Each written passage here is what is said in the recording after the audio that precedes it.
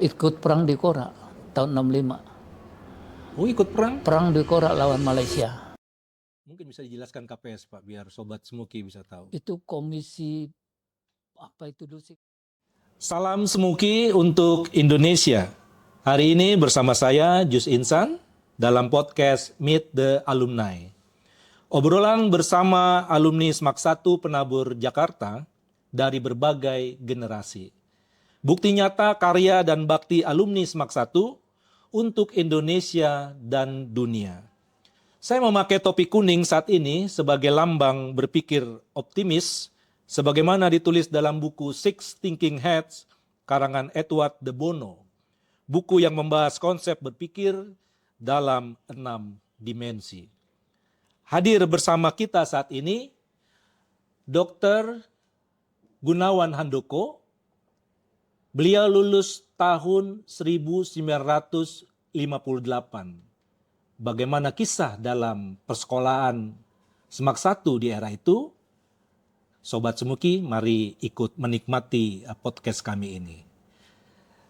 Dr. Handoko, kami ucapkan terima kasih untuk kehadiran dokter bisa memenuhi undangan podcast kami ini.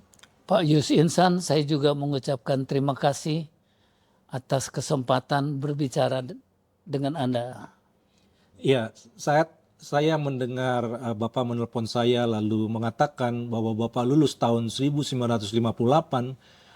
Saya tidak menyangka bahwa ada alumni yang selama itu. Jadi dalam benak saya ya mungkin era-era 1900. Lalu saya tertarik untuk mengundang dokter untuk melakukan percakapan. Kira-kira situasi sekolah seperti apa itu, Pak? Di tahun 1958 berarti SMAK 1 berada di pintu air ya, Pintu Pak? air 11. Sementara rumah Bapak waktu itu ada di Di Jalan Kampar, Cideng. Cideng. Oh, berarti sebenarnya dari jarak nggak jauh ya, Pak? Enggak, ya lumayan. Oke. Kenapa SMAK 1, Pak? Ayah saya itu guru KPS. Hmm. Jadi kami anak-anaknya 6 semua sekolah KPS. Mungkin bisa dijelaskan KPS, Pak, biar Sobat Smuki bisa tahu. Itu komisi apa itu dulu KPS namanya tuh komisi pembantu setempat kalau nggak salah. Ya kayak Itu sekolah-sekolah Kristen. Oh, di bawah naungan KPS Iya, gitu KPS ya. dulu. Orang tua, guru, pelajaran? Dulu ngajar tata buku, Oh iya. dia namanya Tan Yuti Iya. atau Sayuti Gunawan. Sempat menjadi kepala SMPK 3 di Jalan Pembangunan 3. Iya. Kemudian menjadi guru SMA sore. Ngajar tata buku dan tata buku rasanya. Iya. Jadi itu yang membuat akhirnya memang Semua anak kami, semua anaknya semua bersekolah. 6 anak bersekolah di Di SMAK KPS. So di SMAK 9. Oh iya. Waktu tahun 1958 itu persekolahan ada jurusan nggak, Pak? IPA, IPS? Ada SMA berjurusan A, B, dan C. B itu untuk terus ke kedokteran. Iya. C itu buat ekonomi dan A nggak tahu buat apa itu. Iya. Ada 3 jurusan. 3 jurusan ya, Pak ya? Ya. Oke. Saya SMA B. SMA B. Bedanya dengan yang A? Kalau B lebih banyak ke pastinya. Hmm. Jadi dapat honeo, dapat aljabar dan sebagainya. Kalau saya lebih banyak ke ekonomi. Iya. Bapak masih banyak ingat dengan guru-guru di tahun 58 itu? Guru yang awet sekali yaitu Ibu Christine Lim, guru Inggris. Iya. Ya. Lalu Pak Wahab yang mengajar ilmu pasti, ilmu pesawat. Dulu ada ilmu pesawat. Oh, dulu ada namanya ilmu pesawat. Guru-guru masih ingat semua. Baik-baik sih mereka semua. Ada yang begitu sangat berkesan?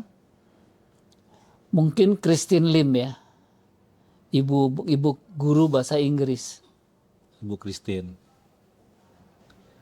Teman-teman masih banyak ingat, Pak?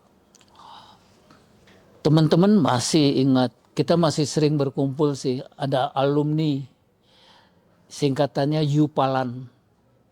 Oh ya. Masih kumpul, tapi saya nggak pernah kumpul dan mereka karena nggak sempat. Tapi saya tahu bahwa alumni saya sering berkumpul. Masih rajin Sebulan sekali. untuk melakukan pertemuan ya. Iya. Iya, iya.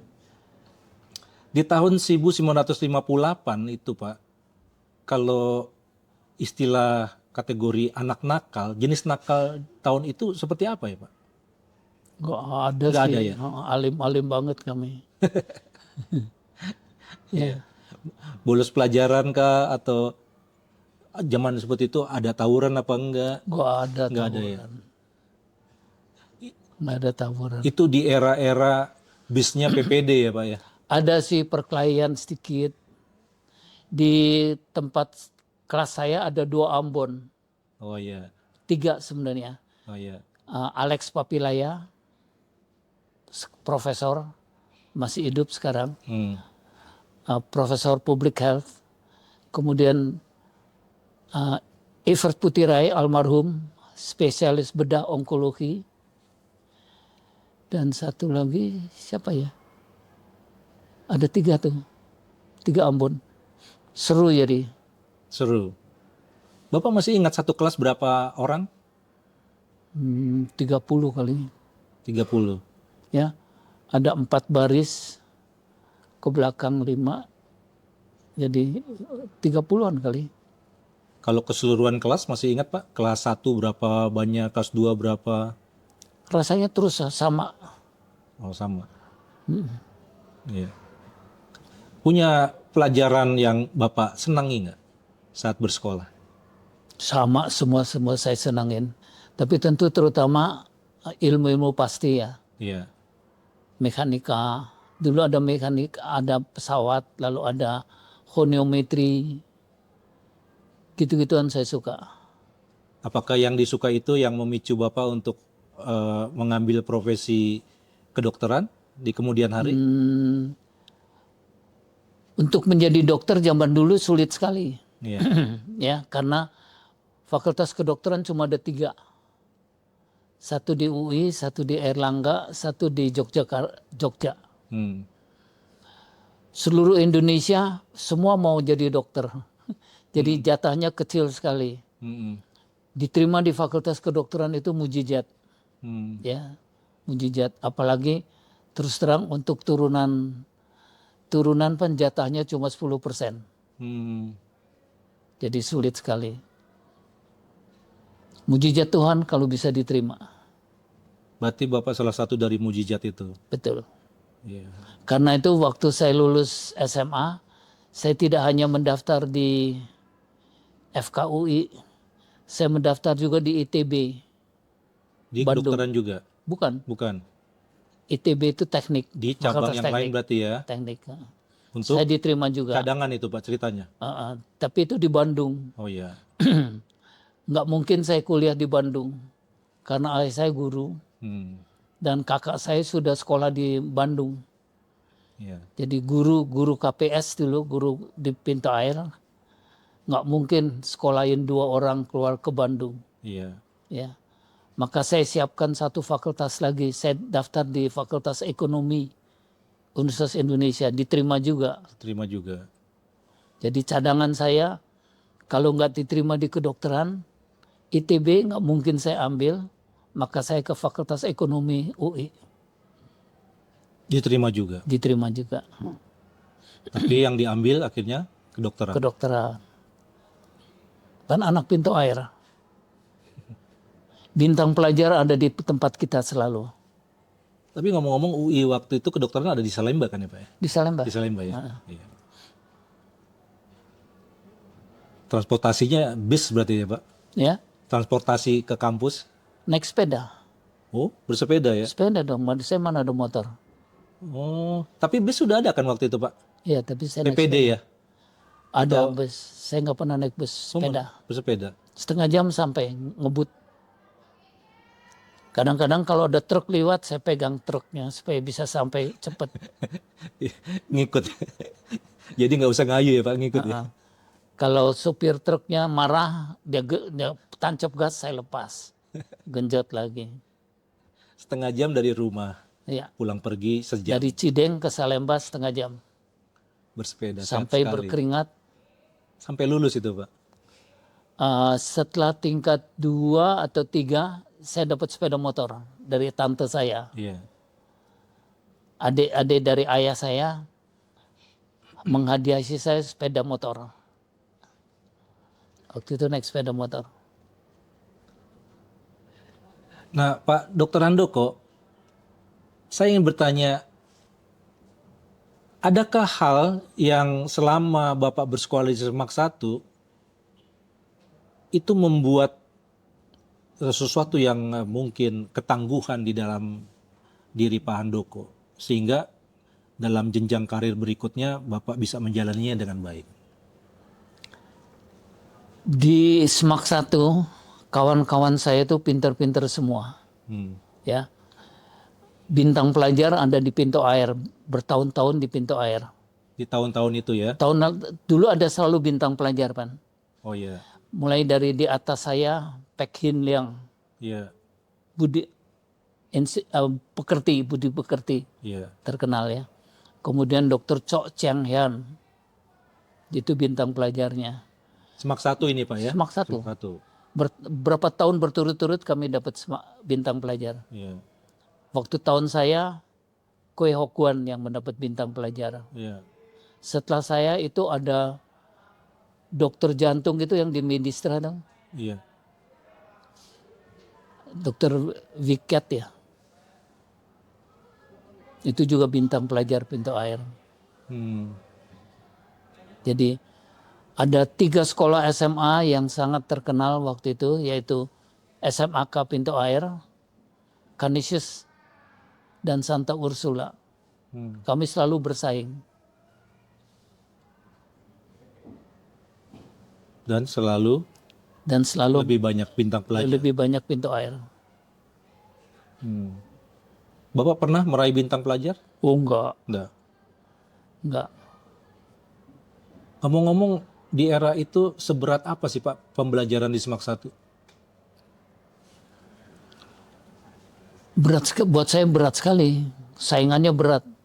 Karena grup saya itu grup yang pinter-pinter semua. Saya nggak mau kalah dengan mereka. Ya, jadi kebetulan grup saya tuh pinter. Bintang pelajarnya 1-2 ada di sana.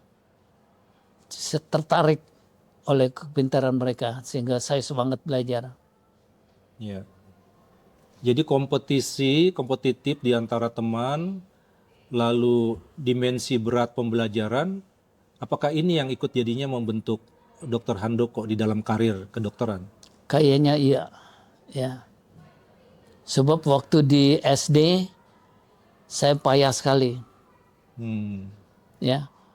Pernah naik kelas dengan syarat. Kalau nggak bisa memenuhi syarat, turun lagi. Oh gitu syaratnya? Pernah begitu. Perlu diketahui, saya sekolah SD langsung kelas 3. Dari belum sekolah, langsung saya SD? nggak pernah kelas 1-2, langsung 3. Kenapa itu? Karena zaman Jepang nggak ada sekolah, Pan. Zaman Jepang nggak ada sekolah. Jadi, dan orang tua saya guru. Pak Tanjuti, istrinya itu guru dari Quick School, Hollandse Quick School. Jadi walaupun kami nggak sekolah, di rumah itu dapat pelajaran, ilmu bumi, berhitung, dan sebagainya. Sehingga begitu bisa bersekolah, saya bisa langsung masuk kelas 3. Kakak saya malahan langsung masuk kelas 5. Ngejar umur, karena waktu itu kami nggak bisa sekolah SD. Iya. Oke. Jadi begitu Dr. Handoko tahun 58 lulus, lalu lanjut kuliah di Universitas Indonesia ya, FKUI. FKUI. Kurang lebih berapa tahun? Baru 7 tahun. 7 tahun. Nah setelah itu dokter melanjutkan karir dokter umum berarti ya? Iya. Oke. Saya dapat tugas negara, bela negara sebagai Dwi Kora. Di tahun? Ikut perang di Kora, tahun 65. Oh ikut perang? Perang di Kora lawan Malaysia. Berangkat ke Malaysia berarti? Ke Kalimantan Barat. Oh, ke Kalimantan. Ah, Standby gitu ya, di perbatasan. latih militer dulu, kasih baju hijau, kasih pistol, lalu ke Kalimantan Barat. Hmm. Perang Dwi Kora. Dan untuk Perang Dwi Kora itu saya dianugerahi veteran pembela kemerdekaan Dwi Kora. Dianugerahi oleh presiden siapa waktu itu? Waktu itu putusannya presiden siapa nggak tahu tuh. Saya veteran jadi sekarang. Oh, dokter veteran. Veteran Dwi Kora. Itu sifatnya sukarela atau wajib, dokter? Ya, namanya sukarelawan, tapi seluruh angkatan saya 65 wajib masuk veteran, masuk Dwi Kora. Hmm. Satu angkatan seluruhnya masuk Dwi Kora. Nggak bisa nolak ya? Nggak bisa nolak. Malahan angkatan sebelum saya 65 ya, yang 64, mereka belum selesai kuliah, udah dijadikan Om Bung Karno veteran. Udah dia nggak masuk, udah jadi ikut perang Dwi Kora mereka Dwi Kora 1. Dokter, Padahal belum lulus. dokter di Kora berapa? Saya Dwi Kora 2. Oh, angkatan yang kedua. Gimana itu dokter perasaannya itu disuruh berperang? Seneng sih, Seneng? Nggak ada gimana ya? Takut semangat. ketembak kah? Takut mati kah? Enggak. Namanya disuruh berperang ya? Malahan waktu saya dijadikan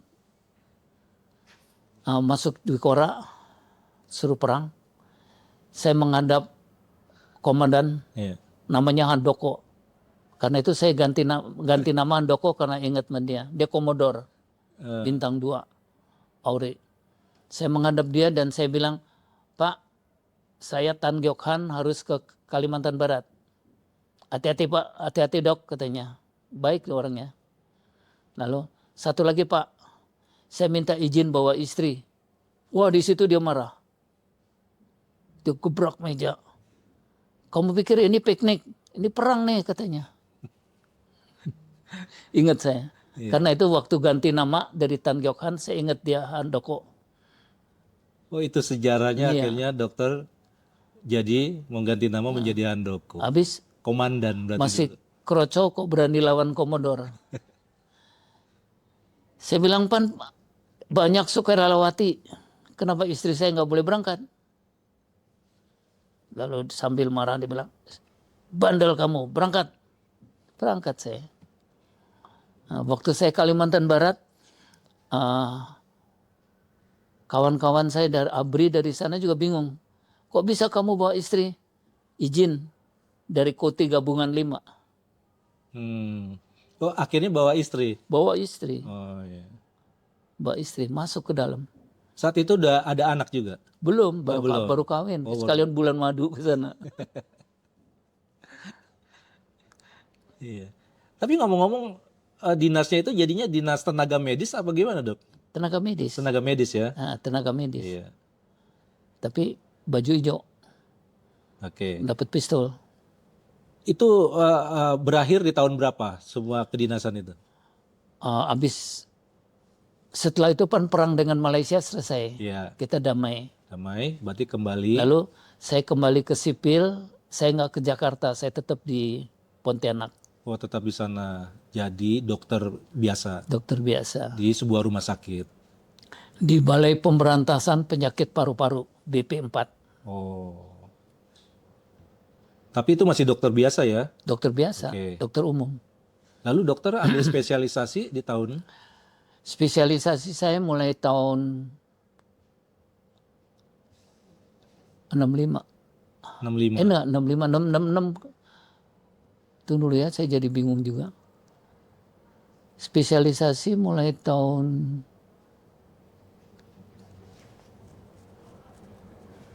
75 kali, 75, 76. Spesialisasi di bidang paru. Nah, paru. Setelah saya di Pontianak 11 tahun. Kenapa paru, dokter? Saya ditawarkan sih. Saya ditawarkan untuk masuk paru.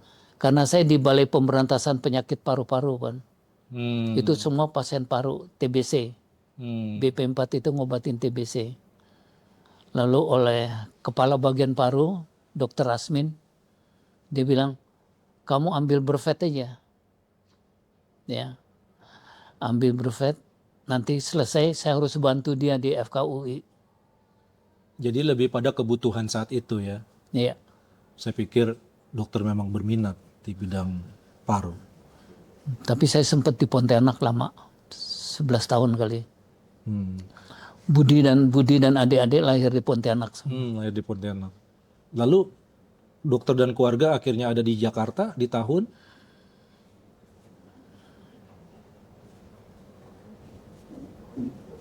Tahun berapa ya? 67 kali? masih 60-an? Enggak 70. 70-an ya. 70-an.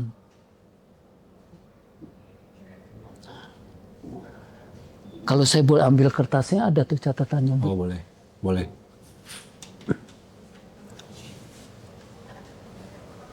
Tahun berapa, Bud? Bantu, Bud. Hah? 77 nyampe Jakarta ya. Nyampe Jakarta berarti di Jakarta Pusat ya Pak ya? Iya. Oh Jalan Baru oh, Barat.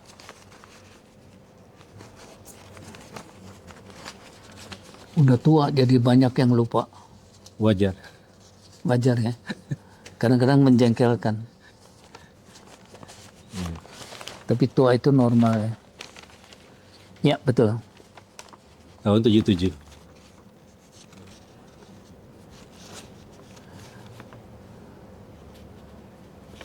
Tujuh. Iya. 77 baru pindah ke Jakarta. Berarti di tahun 77 nyampe Jakarta lalu berdinas di rumah sakit kah dokter? Mula-mula di Rumah Sakit Persahabatan, Rawamangun. Menjadi spesialis paru berarti. Dapat spesialis paru. Oke. Lalu dari Persahabatan? Dari Persahabatan, saya nggak kembali ke Pontianak. Iya. Ya, saya mendapat tugas di RSAB Harapan Kita. Sekarang ini dokter berpraktek di rumah sakit mana aja? Rumah Sakit MMC, MMC, Metropolitan Center, Rasuna Said, Rasuna Said, Geraha Kedoya, Geraha Kedoya, Kebon Jeruk, dan Suci. Rumah Sakit Buddha Suci. Buddha Suci. 3 rumah sakit. Iya. Cukup ramai. Jadi cukup sibuk lah. Mengisi hari tua. Berarti cukup laku ya dokter? Ya, Kalau cukup ramai berarti cukup laku. ya adalah. Ngomong-ngomong kalau dokter itu emang nggak ada pensiunnya ya dokter? Nggak ada. Nggak ada ya? Kalau Sepanjang masih bisa lakukan, selama nggak ngaco, boleh tetap kerja. nggak ngaco penjelasannya. Ya, macam-macam. Banyak yang ngaco. Diagnosenya nggak tepat. Iya, Ya, ada dokter yang berhenti karena perilakunya jelek, iya, kencing di wastafel, iya. suka telat, gitu ya. Iya. Kalau begitu kita dipersilahkan untuk istirahat, Iya. nggak usah masuk rumah sakit. Lalu gimana cara dokter menjaga integritas itu selama puluhan tahun? Ya, masih mampu aja sih, masih mampu. Tapi satu waktu memang mesti berhenti, Iya. ya. Cuman belum ketemu waktunya. Rasanya masih bisa, jadi saya terus. Iya. Ya, tapi tindakan-tindakan yang sulit udah saya nggak kerjakan. Iya. Umpama bronkoskopi, masukin selang ke paru. Iya. Tapi kalau cuma nyedut air dari paru itu dengan senang hati saya kerjakan. Iya. Apa tantangan paling besar di dunia dokter? Tantangan besar adalah kita mesti waspada, mesti tahu diri bahwa kita mulai tua, Iya. mulai lupa, Iya. ya. Kadang-kadang memori kita udah nggak kuat lagi, Iya. ya. Jadi itu kita mesti tahu diri, kurangi kerjaan, istirahat banyak. Baik, kita masuk ke bagian akhir, Dr. Handoko. Bersama dengan kami, murid-murid kami yang masih bersekolah di Semak 1 ini, Sekarang namanya kelas 10, 11, 12. Kalau zaman Pak Dokter mungkin kelas 1, 2, dan 3. Beberapa mereka mungkin berkeinginan menjadi dokter. Bisakah dokter memberikan pesan atau nasihat bagaimana cara untuk mempersiapkan diri sebagai dokter? Silakan dokter. Keadaan sekarang jauh lebih enak dari dulu. Dulu banyak yang mau jadi dokter, tapi kesempatan cuma 3 fakultas di Indonesia. FKUI, FK Erlangga, dan FK Gajah Mada. Sekarang banyak fakultas kedokteran, banyak sekali malahan. Ada Ukrida, ada Atmajaya, dan sebagainya. Jadi kesempatan untuk menjadi dokter jauh lebih banyak. Angkatan saya ada banyak dokter-dokter dari Jerman, Belanda. Itulah mereka-mereka yang mau jadi dokter tapi nggak dapat jatah masuk di Fakultas Kedokteran Indonesia. Tapi mereka mau jadi dokter, terpaksa mereka pergi ke Jerman, ke Inggris, ke Belanda, ya. Dan setelah itu kembali lagi ke Indonesia. Sekarang kesempatan untuk yang muda menjadi dokter jauh lebih gampang. FK-nya banyak. Jadi nggak usah tunggu mujizat untuk masuk fakultas kedokteran. Tinggal semangat. Masuk kedokteran itu sengsara. Kita nggak bisa main-main. Ya, nggak bisa ikut pesta ulang tahun, nggak usah makan apa, belajar, dan belajar. Ya, banyak benar yang harus dipelajari. Tapi bisa. Kalau dulu bisa, sekarang kalian juga pasti bisa. Oke. Sobat Semuki, saya punya 2 kameramen di depan saya. Ada pertanyaan dari sebelah sana? Aman? Cukup? Sobat Semuki, demikian akhir podcast kita saat ini. Kami harap semua sobat bisa mensubscribe, like, dan share. Juga bagi teman-teman alumni lainnya yang menyaksikan podcast ini dan ingin tampil di podcast kami ini, bisa menghubungi kami di nomor yang akan kami cantumkan dalam deskripsi dalam YouTube kami ini. Sampai bertemu di podcast berikutnya. Tuhan Yesus memberkati. Terima kasih, Dokter Sama-sama. Handoko. Terima kasih saya diundang. Kau pelita dalam langkah kami, menyala hangat di hati negeri, menuntun jiwa, meraih mimpi, membangun generasi dan mengukir prestasi.